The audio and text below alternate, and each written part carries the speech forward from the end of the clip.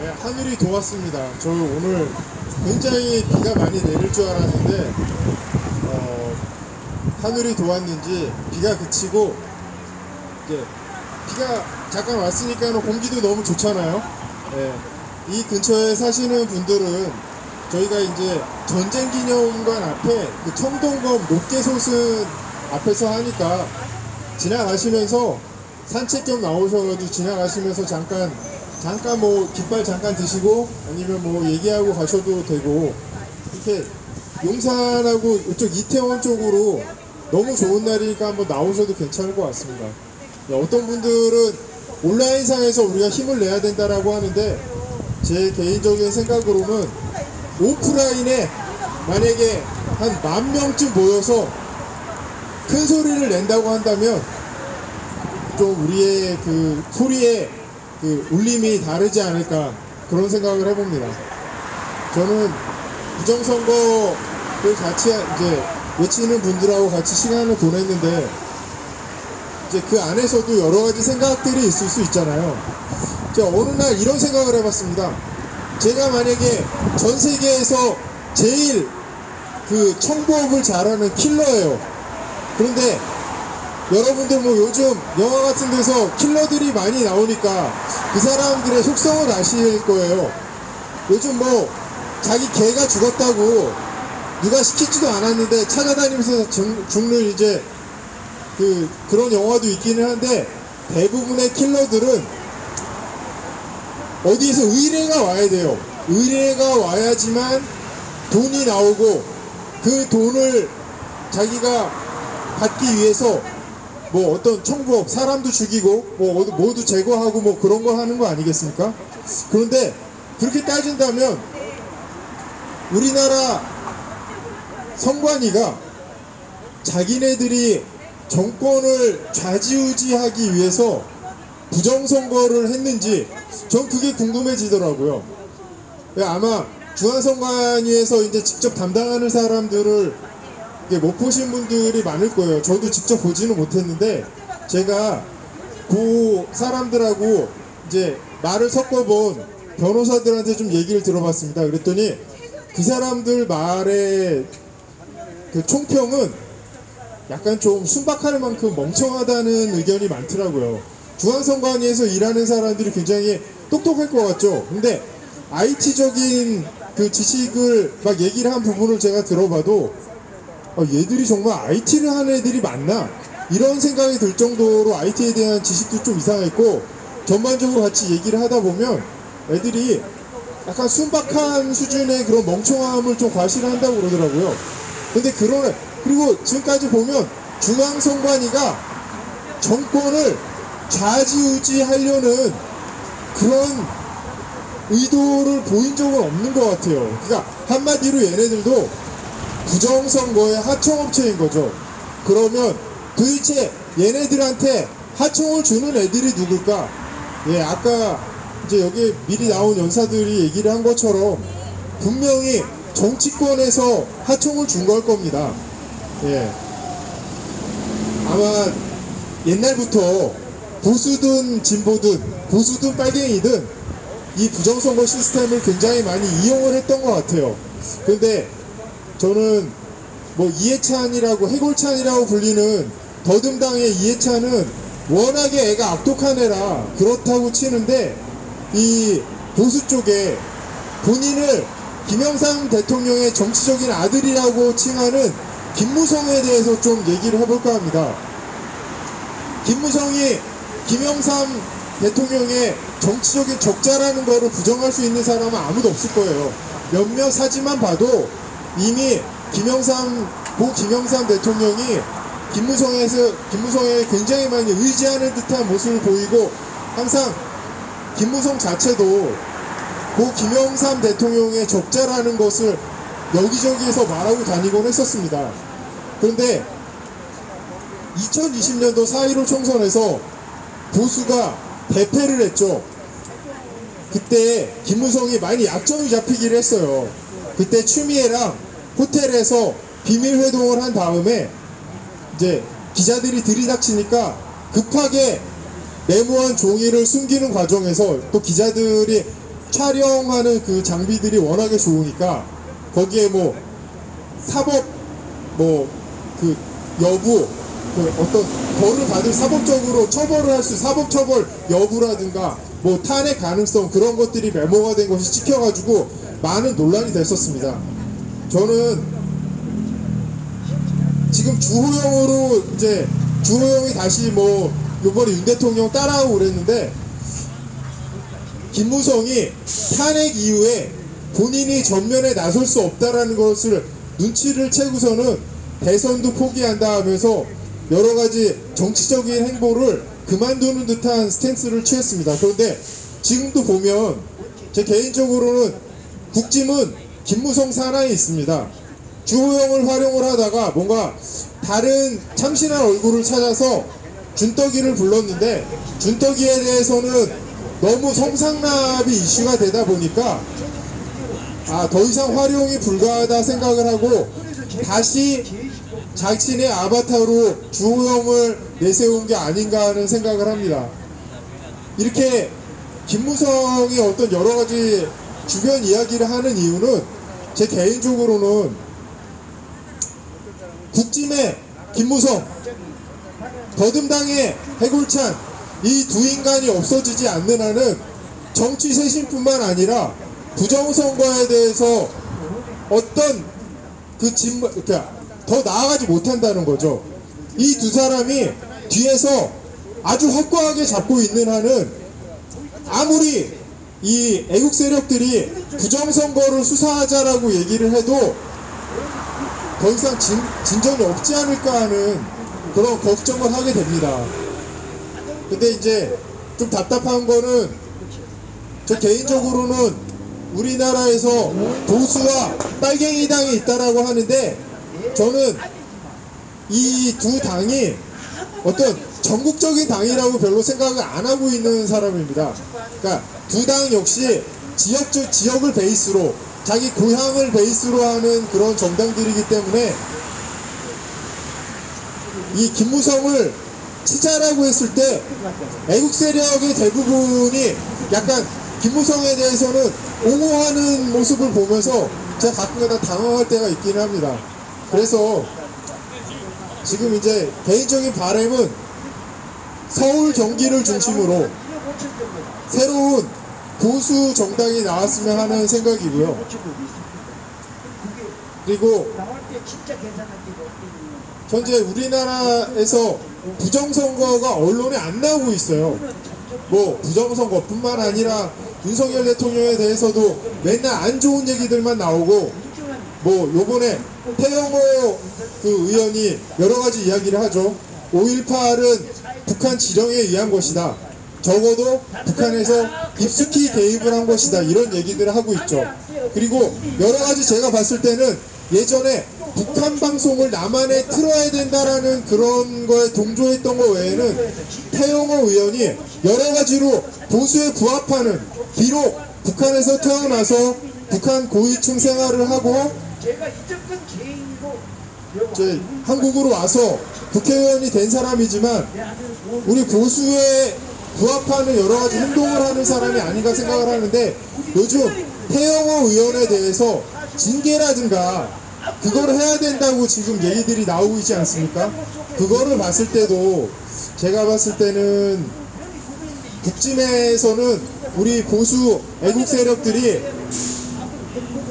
원하지 않는 방향으로 당을 이끌려고 하는 어둠의 세력들, 전 세계에는 딥스테이트가 뭐 장악하고 있다고 그런 얘기들을 많이 하잖아요.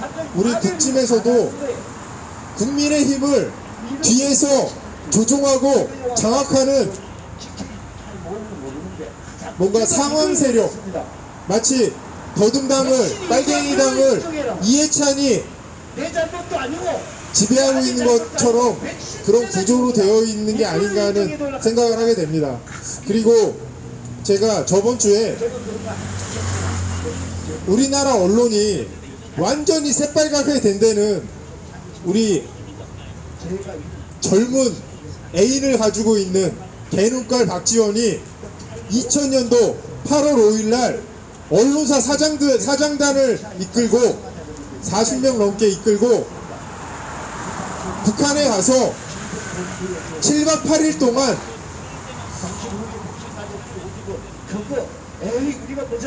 방북을 하고 온 것이 큰 이유가 된다라는 얘기를 했었습니다. 그런데 그 얘기를 하면서 제가 왜 우리나라 언론이 이렇게 새빨갛게 물들었을까요? 이런 얘기를 했을 때 저희 같이 이제 계셨던 여사님이 이런 말씀을 하셨어요. 돈!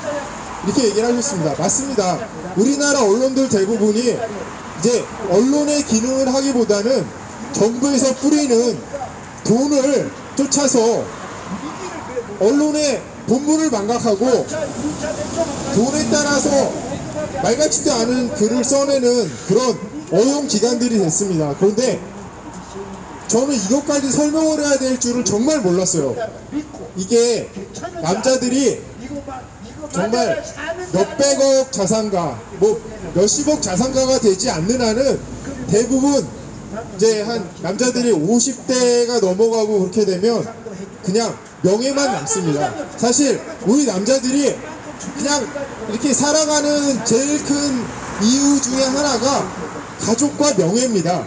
그런데 우리 개눈깔 박지원이 언론사 사장단을 이끌고 방북을 했을 때 그때 북한 분위기는 어땠냐?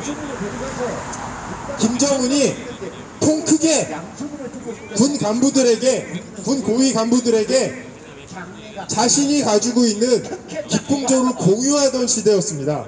그때 뭐 일본에서 북한으로 간 다음에 초밥 하나 잘 만들어서 거의 10년 동안 그 김정일의 요리사를 했다는 일본인 그 요리사의 책을 보면 적어도 연회하는 그 연회 파티타임에서는 군 고위 간부들이 기풍조를 건드리고 성추행하고 심지어는 구석으로 끌고 가서 그 관계를 갖는다 하더라도 김정일이 제재를 가하지 않았던 시기라고 합니다. 그런데 우리나라 방북 사장단들이, 언론사 사장단들이 정말 밥만 먹고 정말 건전하게 지내다 왔을까요?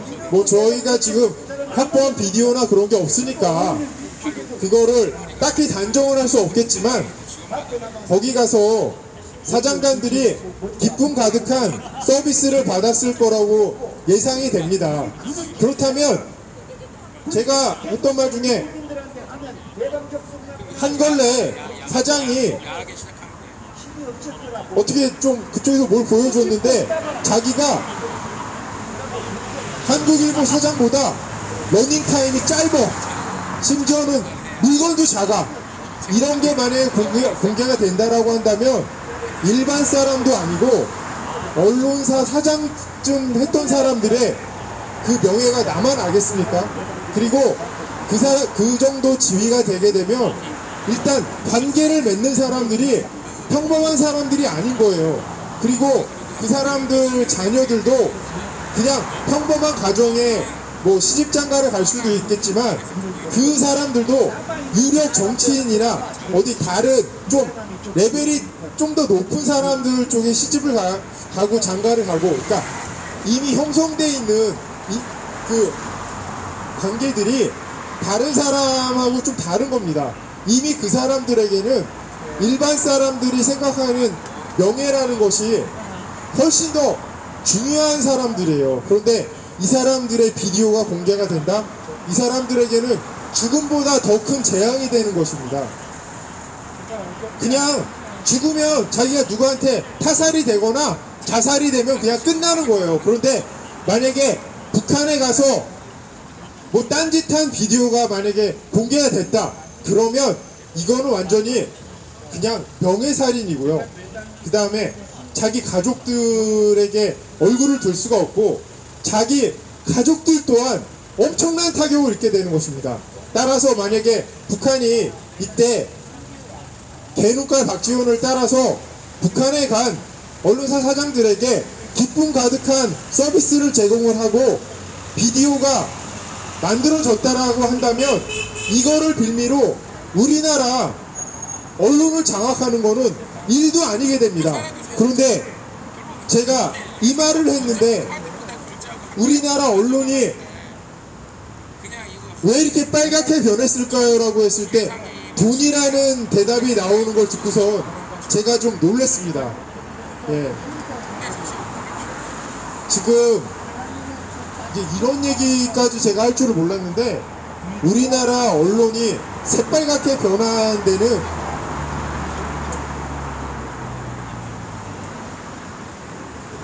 북한에 가서 기쁨 가득한 서비스를 받은 있을지 없을지 모르는 비디오 테이프 단 하나만 있으면 언론사 하나는 그냥 좌지우지하는 거는 일도 아니라는 겁니다. 그래서 제가 계속 박지원이 언론사 사장들을 이끌고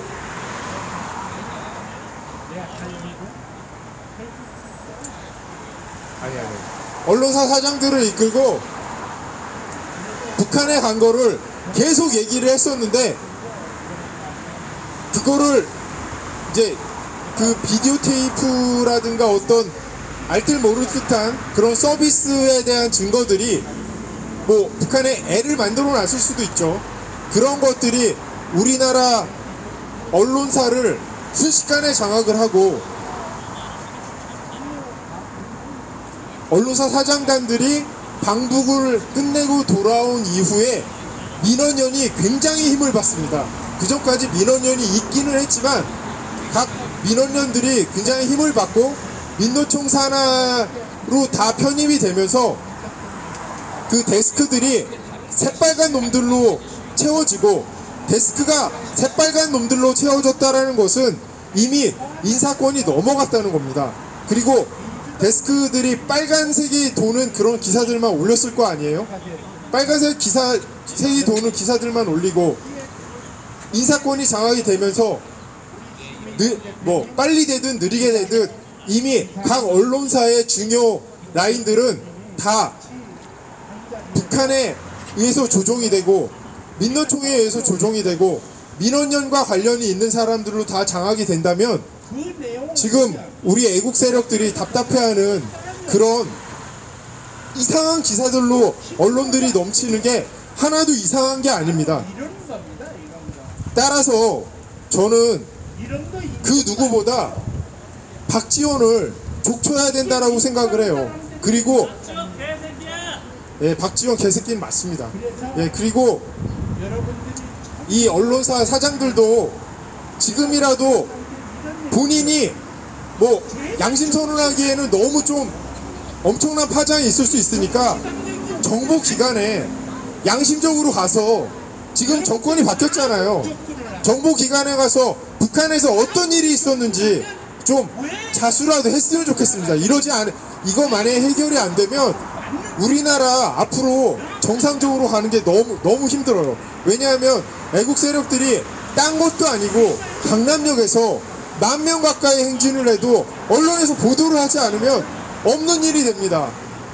계속 윤석열 대통령이 미국 가서 뭐 서로 동맹을 공고히 하고 그런 노력을 한다 하더라도 MBC 기자 새끼가 슬리퍼 끌고 나와가지고 큰소리 치고 이런 거는 이슈화 되고, 준떡이가 무성이 얼굴마담으로 나타나서 당에서 분탕질하고 그런 것들 계속 그런 것만 이슈화가 되는데 우리나라가 정상으로 갈 수가 있겠습니까?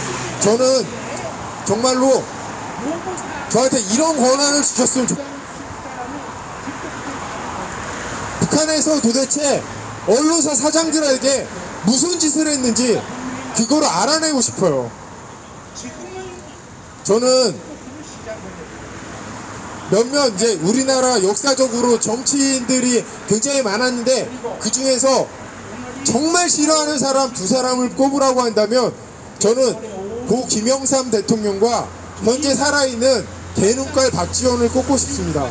왜냐하면 김영삼 대통령은 5.18 특별법을 만들어서 5.18을 민주화 운동으로 만들어 놨습니다. 여러분, 지금 우리나라가 이렇게 역사가 망가지고 이렇게 이상한 일들이 계속 창궐하는 그런 이유 중에 가장 큰 이유는 30만 발의 실탄을 탈취하고 수백 정의 총기를 탈취하고 수류탄을 탈취하고 장갑탄을 탈취하고 전남도청 지하에 몇백 톤의 TNT를 설치해서 자기들이 뭐 싸움에서 지면 전남도청을 날리려고 했던 5.18을 민주화 운동으로 인정한 거가 정말 크다고 생각을 합니다. 전 이거를 바로잡지 않으면 우리나라가 정상적으로 나가는 거 거의 불가능하다고 생각을 합니다. 그리고 우리나라 언론을 완전히 새빨갛게 물들이는데 1등 공신 이 개눈깔 박지원, 이 개눈깔을 처단하고 북한에 갔을 때 언론사 사장단이 북한에 갔을 때 무슨 일이 일어났는지를 밝혀내지 않으면 우리나라 언론은 돌이킬 수 없습니다. 왜냐하면 이 언론사 사장단들이 살아있는 동안에 그 사람들이 영향을 미치는 한도 내에서는 계속해서 언론들이 빨갛게 변해 있을 것이고, 그리고 이미 20년이 흘렀습니다. 2020년도 8월 5일날 간 거예요. 20년이 넘었습니다. 언론사들이 정상적으로 운영이 됐겠습니까? 이미 그 인사 중요 라인들은 다 빨갛게 물들었을 겁니다. 원래 언론사라는 게 한쪽 편만을 들 수가 없어요. 우리나라는 자꾸 정권이 빨갱이하고 보수가 왔다 갔다 하기 때문에, 아니 갑자기 빨갱이 정권이 들어섰는데 자기 언론사에는 빨간색을 띠는 기자가 없어. 그러면 이게 언론사에는 굉장히 치명적이라고 합니다. 따라서 언론사에서는 뭐 정권이 보수 정권이 들어서면 한 뭐 보수 기자들에게 좀 힘을 실어주고 그런 거는 있지만 어느 한쪽을 완전히 쳐버리는 경우는 없다고 합니다. 그런데 지금 제가 봤을 때는 조선일보는 그때 사장단이 안 따라갔어요. 그나마 조선일보라든가 몇 군데를 빼고는 대부분의 언론사들이 그 중요 인사 라인은 새빨갛게 변해 있을 겁니다. 그리고 기자들이 얼마나 자존심이 센지 아시잖아요. 가끔가다 이제 기자들 깔 때 들어보면 MBC 어떤 기자가 하는 얘기가 자기가 기자가 된 이후에 점심값을 자기가 낸 적이 없다라고 합니다. 자기를 만나자는 사람도 그렇게 많고 항상 다른 사람이 사주는 밥을 얻어 먹어봤지 자기가 다른 사람에게 밥을 사거나 또는 자기 돈으로 사 먹어본 적이 없다라고 하는 사람들입니다. 그런데 이 사람들이 민노총 산하로 들어갔어요. 이게 말이 된다라고 생각하십니까? 그 기자가 뭐 다 공직에서 올라가고 그런 사람들 다 빠지고 나서 나머지 떨거지들이 시험을 보는 게 그 언론사 뭐 언론고시라고 하는데, 그 사람들 그 자존심이 센 사람들이 노동자들이 판을 치는 민노총 산하로 들어갔습니다. 이게 말이 된다라고 생각하십니까? 이미 우리나라 민노총이 북한의 지령을 받고 간첩짓을 했다는 것은 너무 많은 증거들이 나오고 있고 현재 우리나라 검찰이 엄청나게 수사를 하고 있습니다. 그런데 그 밑으로 그 자존심이 센 기자들이 기어 들어갔어요. 이것 자체가 말이 안 되는 거예요. 따라서 우리 우파가 우리나라를 정상으로 돌리는 첫 번째 걸음은 5.18에 대해서 재정의를 하고, 물론 거기에는 피해를 입은 광주 시민들도 있습니다.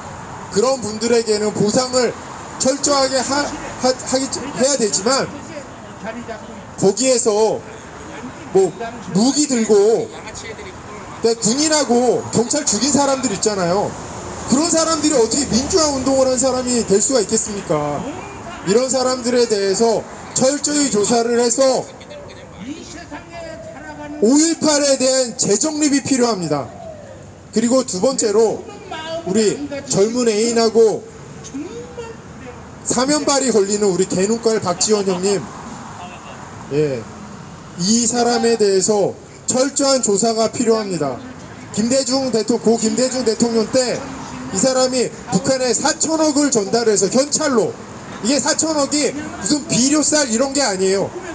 당시 돈으로 4천억을 현찰로 전달을 해서 구속이 됐던 사람입니다. 이 사람이 국정원장이 되는 것 자체가 말이 안 되는데, 이 사람은 구속 수사해서 북한의 언론사 사장단 데리고 가서 무슨 짓을 했는지 밝혀내는 것만이 우리나라가